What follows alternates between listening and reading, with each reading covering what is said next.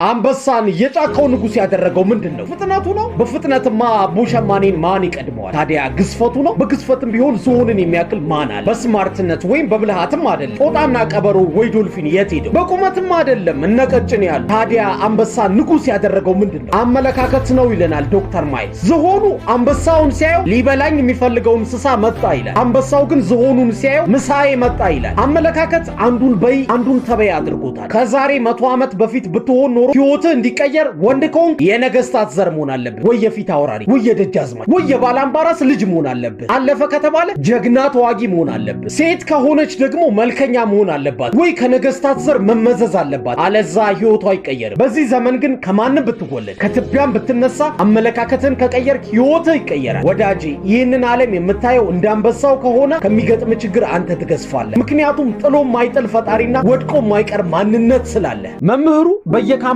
እየዞረ ሌክቸር መስጠቱ ሰለቸው። ሁሌም ተመሳሳይ ነው። ትምህርቱ ከመደጋገሙ የተነሳ የግል ሹፌሩ ሳይቀር ሙሉውን ሸምድዶታል። ከዛ ለሹፌሩ በቀጣይ የምንሄድበት ዩኒቨርሲቲ መልኬን ስለማያውቁት አንተ መምህር ትሆናለህ፣ እኔ ደግሞ ያንተ ሹፌር ሆናለሁ አለውና ተስማሙ። ሹፌሩ በአዳራሹ ለተሰበሰቡት ምሁራን ከመምህሩ አፍ የሸመደዳትን አሪፍ አድርጎ አቀረበ። ጨርሶ ሊወርድ ሲል ግን ያልጠበቀው ነገር ተፈጠረ። አንድ ፕሮፌሰር ከመሃል እጃቸውን አውጥተው እንዲያብራራላቸው ወሰብሰብ ያለ ጥያቄ ጠየቁ። ሹፌሩ ቢደነግጥም ፈገግ እያለ ይቺ ጥያቄ እንኳን በጣም ቀላል ናት፣ እንደውም እኔ ሳሎን ሹፌሬ ነው የሚመልሳት አለና መምህሩን ወደ መድረክ ጋበዘው። የዚህ ባለታሪክ ወይም መምህሩ የምድራችን ትልቁ ጂኒየስ ሰው ነው፣ ግን በልጅነቱ ትምህርት አይገባውም እየተባለ ይተች ነበር። አልበርት አንስታይን ይባላል። እኔ እኮ አልችልም፣ በተፈጥሮ አልታደልኩም የሚለውን ትብታብ መበጠስ እንደምንችል ከዚህ ሰው በላይ ምስክር የለም። ወዳጄ አቅቶህ አይደለም፣ እንደማትችል ስላመንክ ነው። በዚህ ዓለም አልችልም እንደማለት ቅስም ሰባሪ ነገር የለም።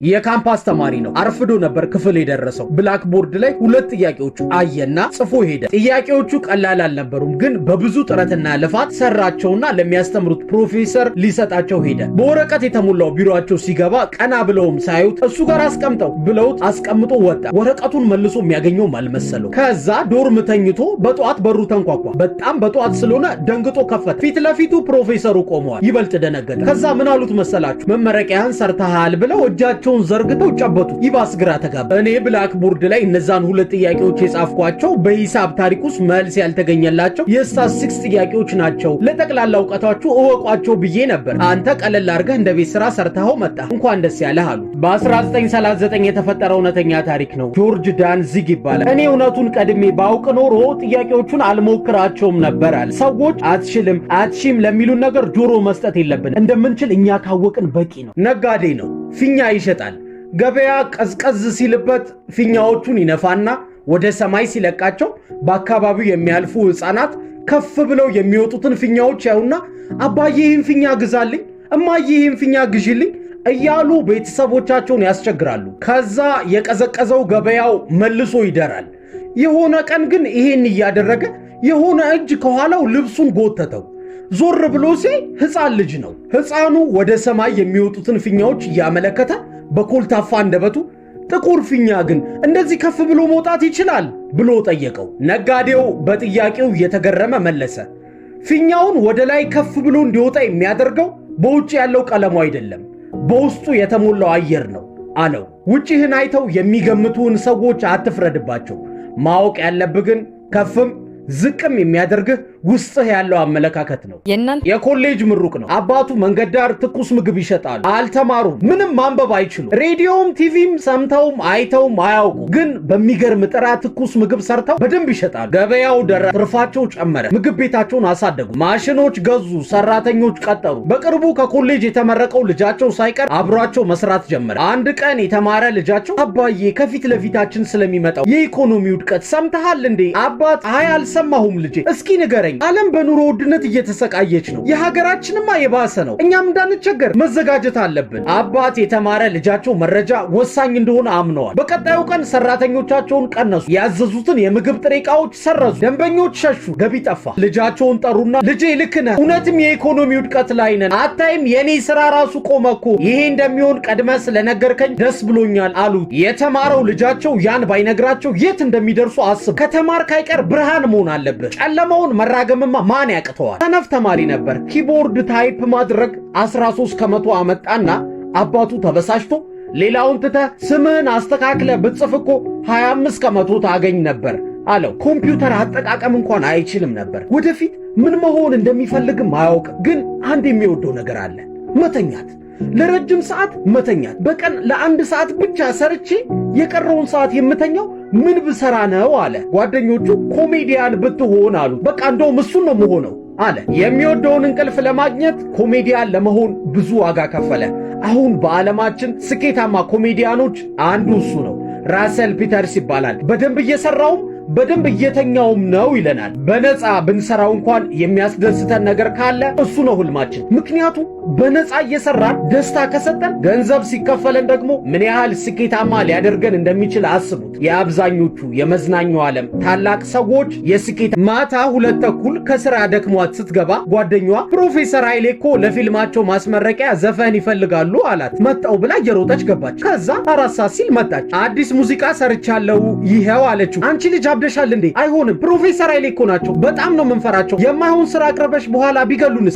የሚታወቅ የድሮ ዘፈን አቅርቢ አላትና ተስማሙ። ጠዋት መድረክ ላይ የሚያውቁትን ዘፈን ሊያቀርቡ ሲሉ ባንዱን አስቆመችና ያለምንም ማጀቢያ በውብ ድምጿ የሰው ልጅ ብላ መስፈን ስትጀምር ጓደኞቿ በድፍረቷ ተበሳጩ። ዘፈኑ ግን ሁሉንም አስደመመ። ፈረንጆቹ ሳይቀር በማያውቁት ቋንቋ ለተሰራ ዘፈን እንባቸውን አወረዱ። አስቡት፣ በ90 ደቂቃ የተሰራ ነው። ሙዚቃዎቿ እስካሁን እንደ ትንቢት ይቆጠራሉ፣ እንደ ቅኔ ይፈታሉ፣ በሪሰርች ይጠናሉ። እጅጋየሁ ሽባባው ጂጂ ትባላለች። በዜማዎቿ በልጅነቷ ካስተማሯት ቄስ የዜማ ስልት ጀምሮ የአፍሪካና የዓለም ሙዚቃዎችን ሸምና ታስደምጠናለች። ልበ ሙሉ ነች። ራስን እንደመጠራጠር ህልም ገዳይ ነገር የለም። በራስ መተማመን ወሳኝ ነው። ውሻውን በውሃ ላይ መራመድ አስተማረው። ይሄን ለማድረግ ብዙ ለፍቷል።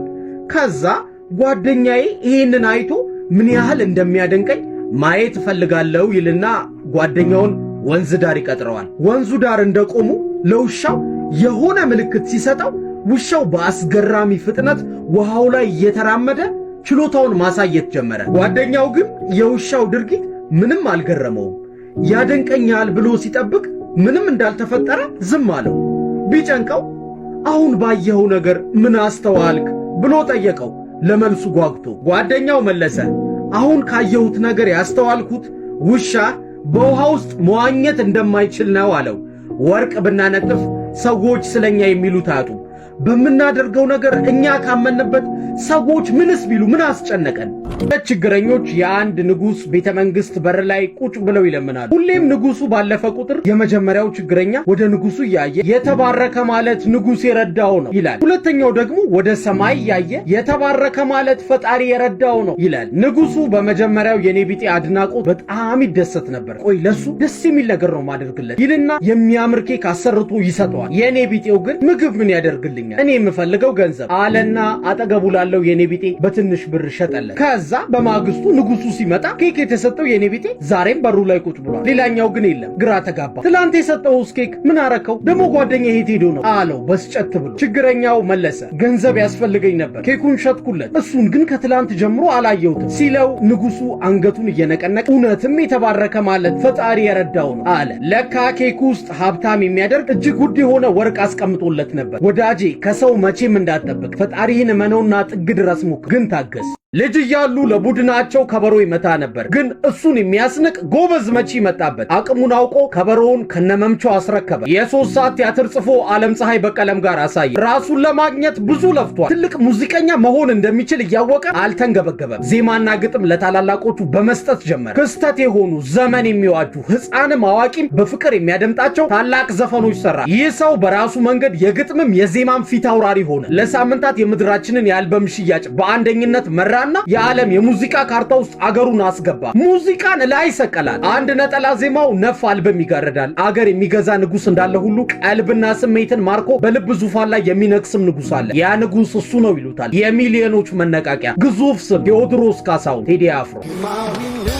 ሁሌም እንደሚለው ትልቁ ህልሙ ፍቅርን መስበክ ነው። ወዳጄ በፍቅር ካላመንክ ትለፋለህ፣ የትም አትደርስም። ታገኛለህ፣ አትረካም። ትዘራለህ፣ አታጭድም። ብታጭድም አንተ አትበላው። ፍቅር ሁሌም ያሸንፋል። ሰውየው በጣም የወደዳትን መኪና ሊገዛ አስቦ ቆይ እኔ ስለ መኪና ብዙ ስለማላውቅ ለምን ሰዎች አላማክርም ይልና ለሚያውቃቸው ሁሉ ሊገዛ ስላሰበው መኪና የሚያውቁትን እንዲነግሩት ይጠይቃቸዋል። አብዛኞቹ ሰዎች ግን እረ ይቅርብህ የማይረባ መኪና ነው እያሉ ምርጫውን አንቋሸሹበት። ግራ ተጋባ። ከዛ ለአንድ ጓደኛው የተፈጠረውን ነገር ይነግረዋል። ጓደኛው ሲሰማው ቆይቶ እኔ እኮ አሪፍ መኪና አለኝ ለምን አትገዛኝም?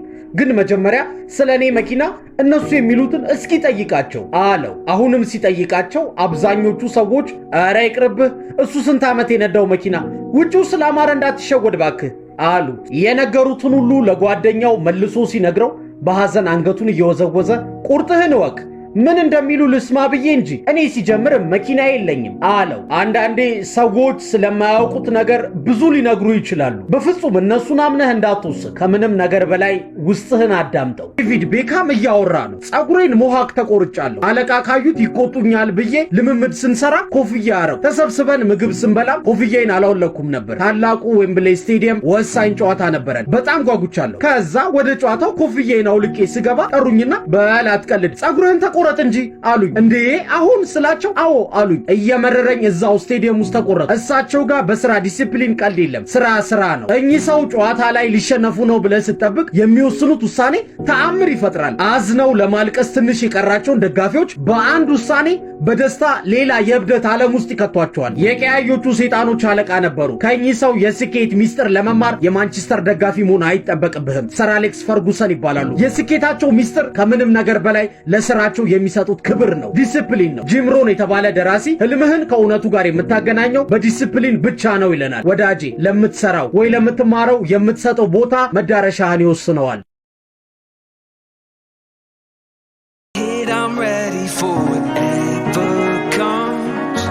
Nothing can keep me from